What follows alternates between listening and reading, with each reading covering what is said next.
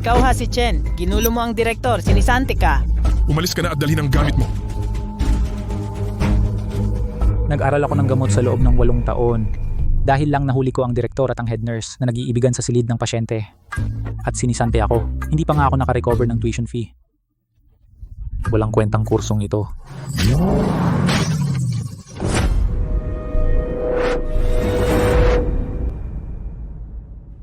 Nasaan ako?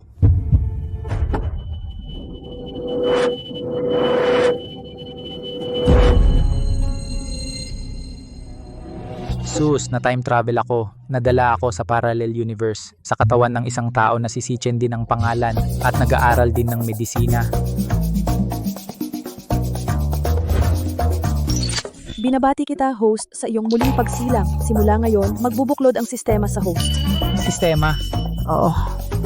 Nagising pala ang sistema sa akin.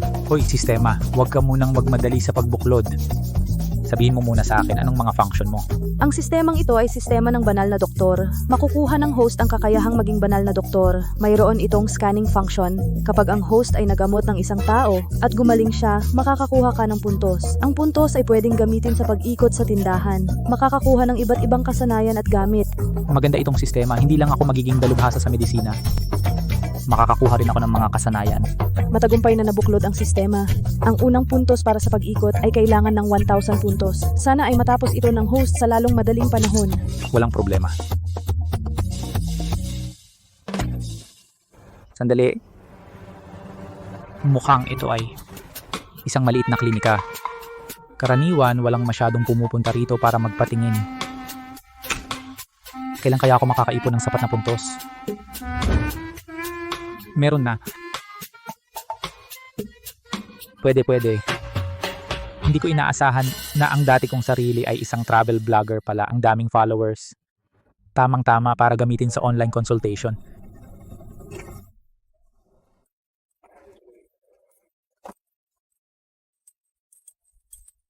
Oy, hindi ba ito ang account ni Chen Chen? Si Chen Chen ay nagpalit na ng trabaho bilang doktor? Puft, medical genius? Chen Chen, kailan ka naging ganyan kagaling? Hindi ba si Chen Chen ay travel vlogger? Mga kaibigan, ako si Chen. Nag-change career na ang streamer. Simula ngayon, ang account na ito gagamitin para sa medical education at online consultations. Live na pagpapatingin sa doktor, anong antas ka na ngayon? Hindi nagmamayabang, hindi nagda-downplay. Ang aking antas ngayon, kumpara sa chief ng department sa isang malaking ospital, mas mahusay pa. Narinig ko ba ng tama? Ang laki ng sinasabi ng streamer. Si Bea Aquino ba ang nagbigay sa'yo ng tapang? Umalis na kayo, umalis na. Mukhang naghahanap lang ng atensyon ang mga kabataan ngayon. Kahit ano sasabihin para sumikat. Huwag kayong umalis mga kaibigan. Totoo, hindi ko kayo niloloko. Kung ayaw ninyo maniwala, maaari tayong mag-connect. Tiyak na mahahanap ko ang dahilan ng sakit ninyo.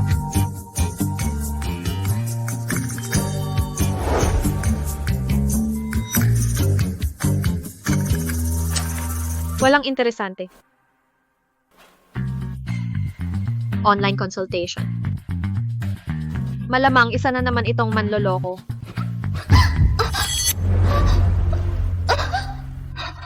Ang aking dibdib, bakit biglang sumasakit? Ang aking antas ngayon, kumpara sa chief ng department sa isang malaking ospital, mas mahusay pa. Sana ang streamer na ito ay talagang marunong mag-diagnose.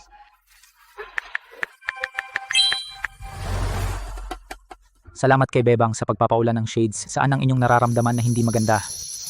Tutulungan ko kayong tingnan.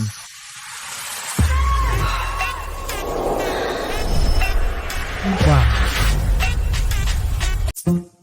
Ang katawan, ang mukha, akala ko'y unang pasyenteng nakakonek, isang napakagandang babae pala. Huwag kang matakot sis kung lokohin ka ng streamer na ito mga kapatid, tulungan namin kayo. Doktor, magandang araw. Bigla akong nanakit ang dibdib, parang sinasaksak ng kutsilyo. Ang sakit. Pananakit ng dibdib, baka naman nakahiga ka ng nakadapa. Masakit ang dibdib. Tingnan ko. Natukoy ang pasyenteng si Bebang kwalipikado para sa diagnosis ng sistema. Maaaring iskan ang buong katawan ni Bebang. Sige, iskan.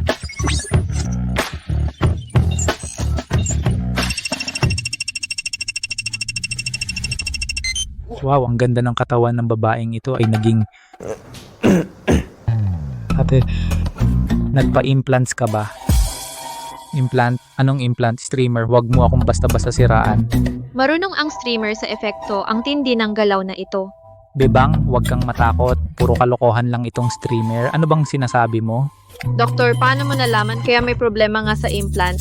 Sanang implant, kwento mo ng detalyado. Ate, malamang dahil sa matinding ehersisyo, nalipat ang implant. Makinig ka sa akin. Gamitin ang kamay para ilipat ang implant hanggang sa mawala ang sakit. Sige, subukan ko. Ang galing mo, streamer. Mata ng Diyos, nakikita mo kahit nasa screen lang. Ayos na talaga, salamat doktor.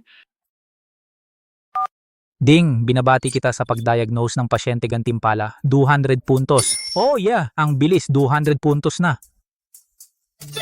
Susunod na.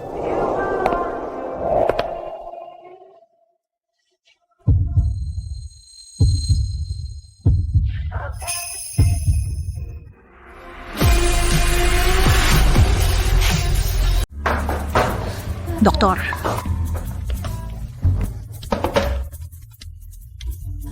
Wow. Ang liblib na klinika. Nakatagpo ako ng magandang babae na pumunta sa klinika. doktor, nahihilo ako at sumasakit ang ulo ko. Patingin mo naman sa akin. Pwede tarating ng kita. Ang swerte ng doktor. Kakaisa ko lang ng magandang pasyente sa video call at may isa pa. Doktor, anong nangyayari sa akin? Bigla ka bang nahilo? Oh, magdadrive ako pa uwi. Bago pa lang ako nakasakay, ganito na. Kakaiba yan. Karaniwan ang mga taong nasusuka sa biyahe. Nakaupo sa likod o sa tabi ng driver. May nakain ka ba? May nainom ka? Bago sumakay, uminom ako ng kape sa cafe. Kape. Ang kape ay pampagising. Paano naman makakapagpahilo? Iskan mo ba si Suching iskan? Ganun pala. May date ka ba? In-order ng ka-date mo ang kape. Doktor, alam mo yon? Ang sintomas mo ngayon ay dahil may naglagay ng gamot sa inumin mo at bukod sa pagkahilo, mainit din ang buong katawan mo. Tama ba ako? Oo.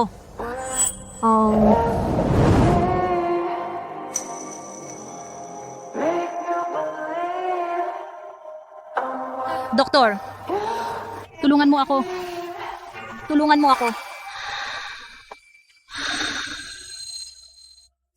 Sige, tutulungan kita ngayon.